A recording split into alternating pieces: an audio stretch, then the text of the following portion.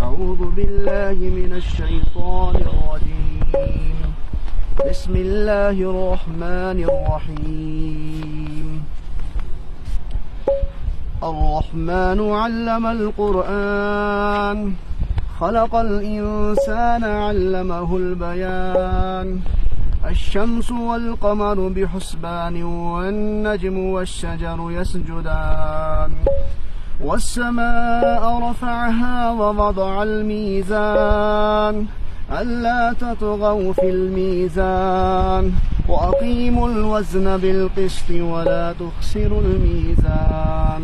والأرض وضعها للأنام، فيها فاكهة والنخل ذات الأكمام، والحب ذو العصف والريحان. فبأي آلاء ربكما تكذبان؟